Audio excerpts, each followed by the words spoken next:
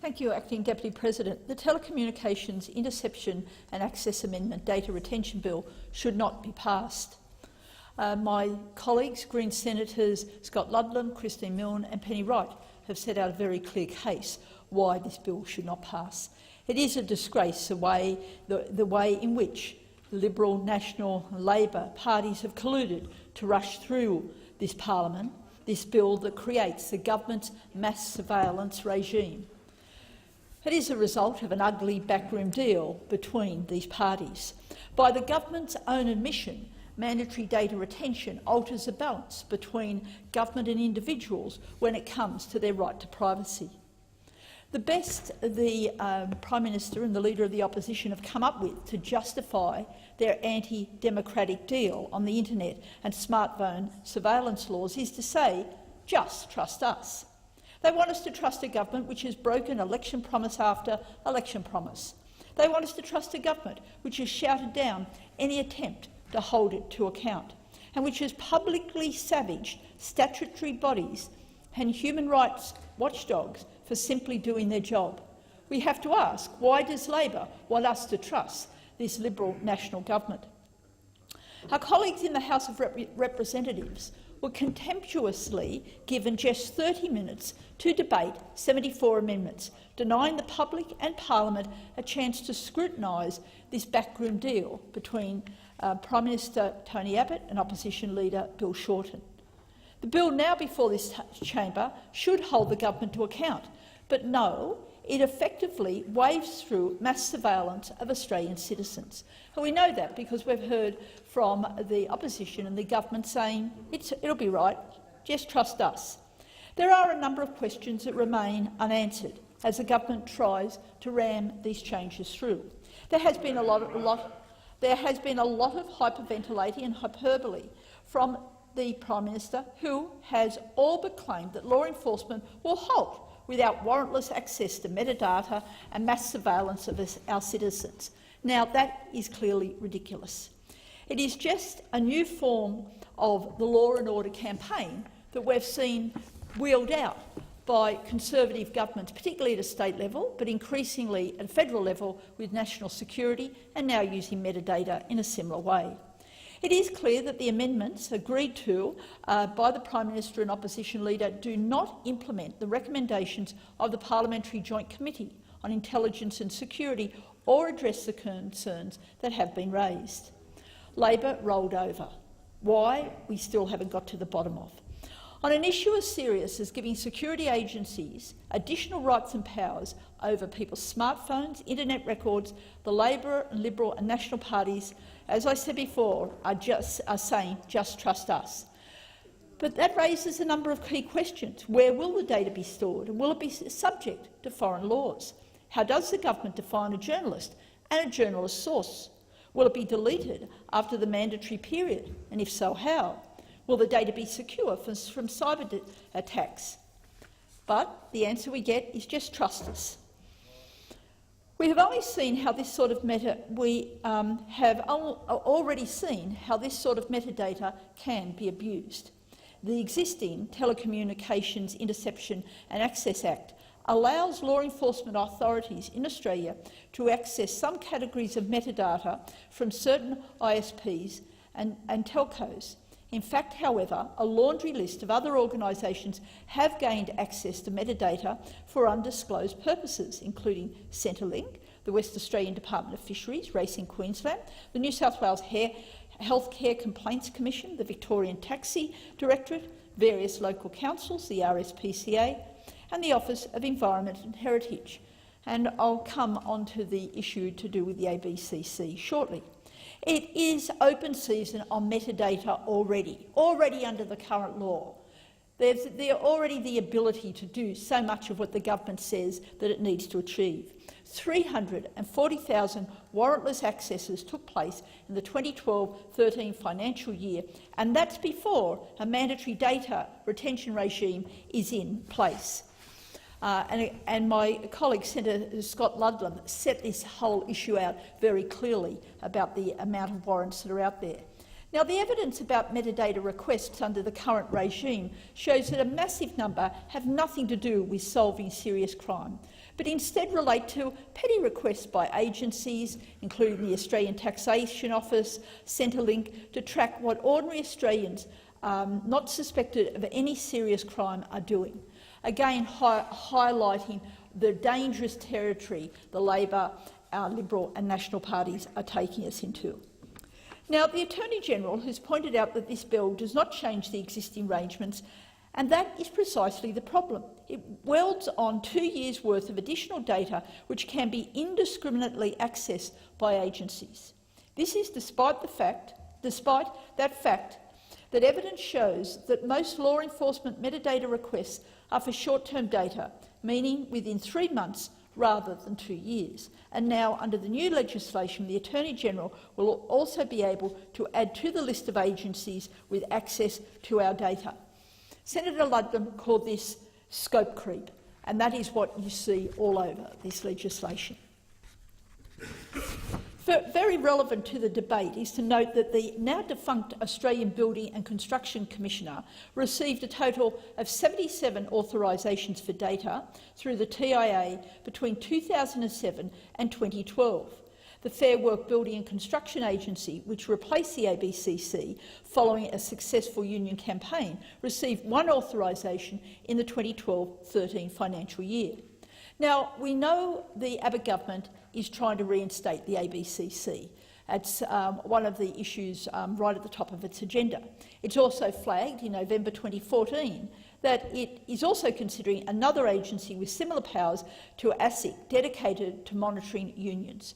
Both of these organisations, like the ABCC before them, may be able to access metadata of union officials and union members. Now, this is a very frightening aspect of the bill, and again, what Labor have signed off on, considering they say they are so deeply against the ABCC, is very troubling. We need to look at these bills together and what this government is up to. As I said, it's a frightening aspect of this bill that the government will supercharge its anti-union attack legislation with these anti-democratic measures that we are debating tonight. And again, that has to be emphasised so strongly, that Labor are hand in hand with this government, bringing forward legislation that is becoming, as we look into it more and more, it's like a twin of the ABCC legislation. The Media, Entertainment and Arts Alliance has voiced concerns on behalf of its members on the chilling effect that the Abbott-Shorten deal will have on journalism in this country. While the Labor Party has claimed it wants to protect journalists and their sources, their deal with the government fails to deliver on this.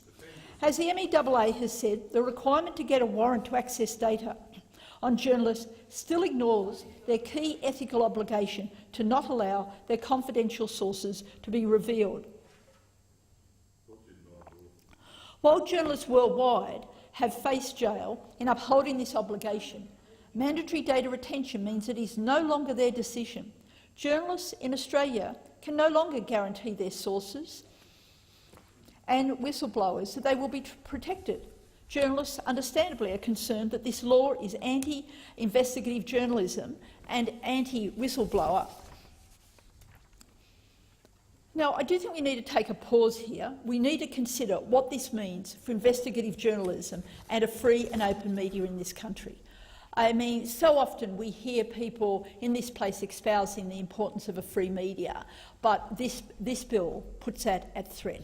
Again, this is a key consideration that should be at the top of this debate.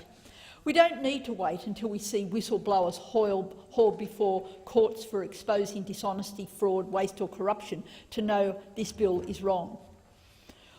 We'll see it. Investigations won't go ahead. Whistleblowers will hesitate.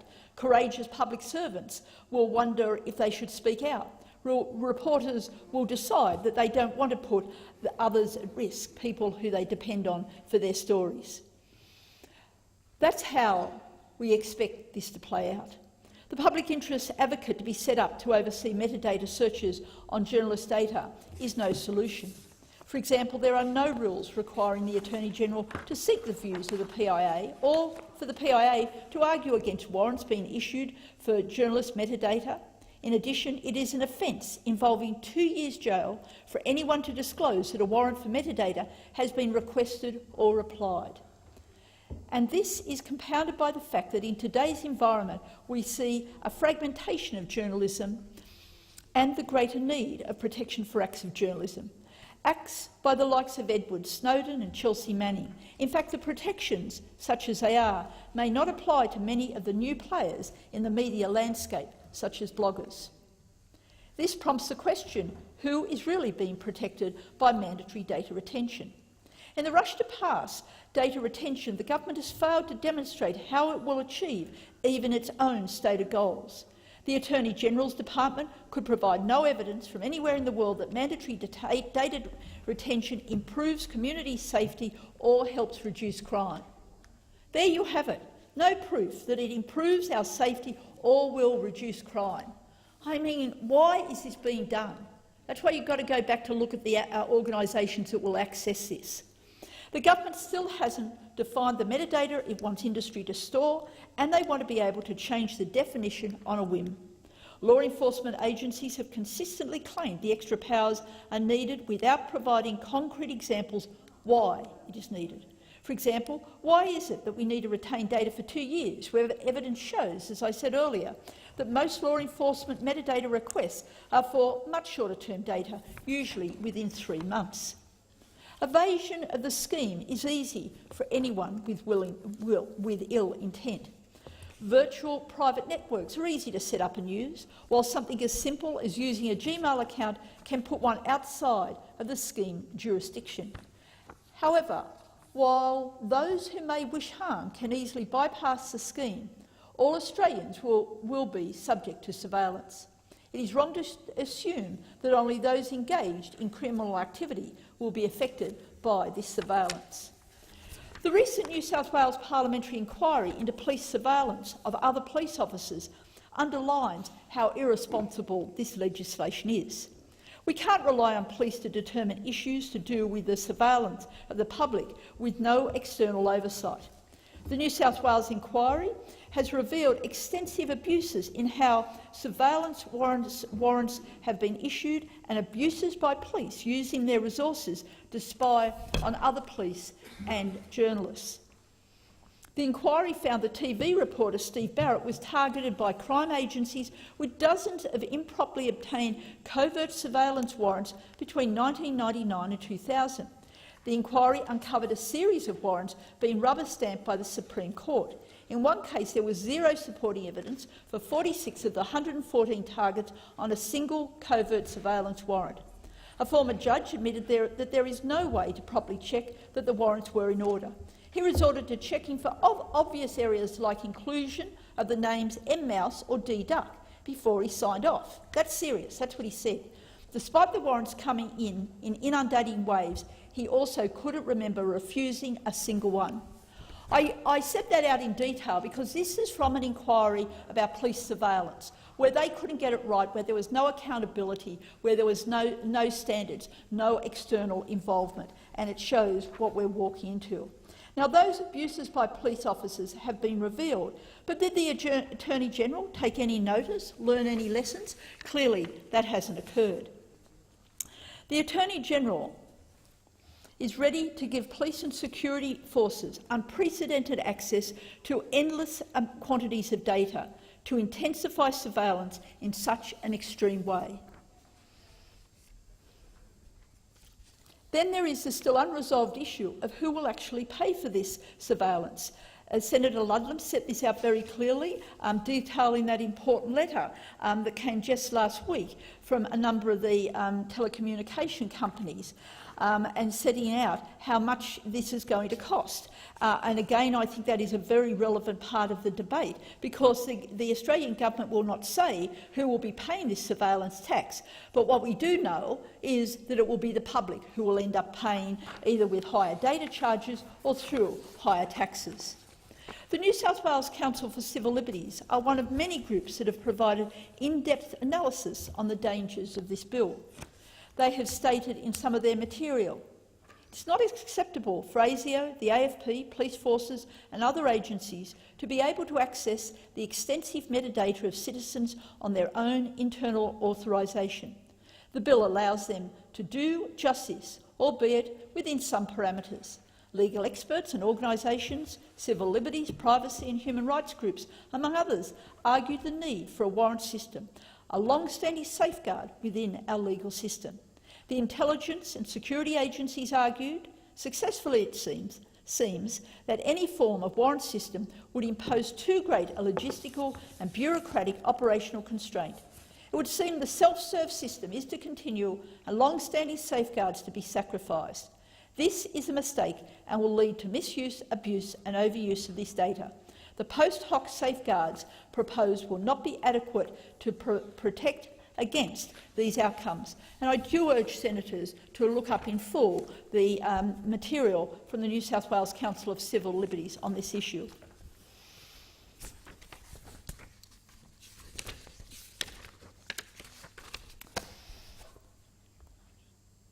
Now, Big Brother has become Big George in this situation, and Big George works hard to keep a straight face as he sprouts his justification for these extreme laws, saying those who have nothing to hide have Senator nothing Rhiannon, to fear. please resume your seat. Senator Sullivan, point of order.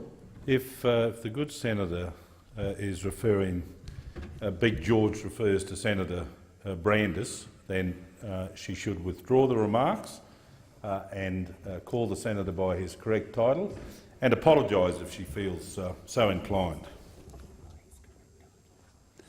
Yeah.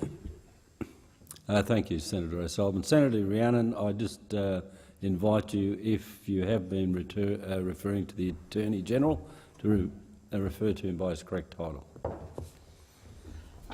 Thank you for the advice, Acting Deputy President. With regard to the issue of collecting metadata, it is very concerning what the Attorney-General is doing to his own office. The standing of the Attorney-General is something that is very important to the whole nation in terms of the upholding justice. And we've already seen the abuses of metadata. Let's remember that when the Australian intelligence agencies were interested in metadata of leading figures in Indonesia, it was the metadata from the Australian president's phone, from the Indonesian president's phone, and the former Indonesian president's wife's phone. That was an issue of metadata, again showing how these services have been abusing the use of that data. Now, ever since the terrorist attack of September 2001, crime, spy and security agencies have been demanding more and more powers to reach into our private and digital lives. This incursion for mandatory metadata retention will not make us safer or more secure. Mandatory data retention strikes at the very heart of the relationship between governments and the public. This bill, set to be passed on the combined vote of the Liberal, National and Labor parties, is an enormous setback, as it delivers an increase in the power of the state over private individuals for indiscriminate surveillance. The campaign to stop this level of surveillance, to have this bill repealed, is set to become, I believe, one of the most important issues in Australia. Thank you, Acting Deputy President.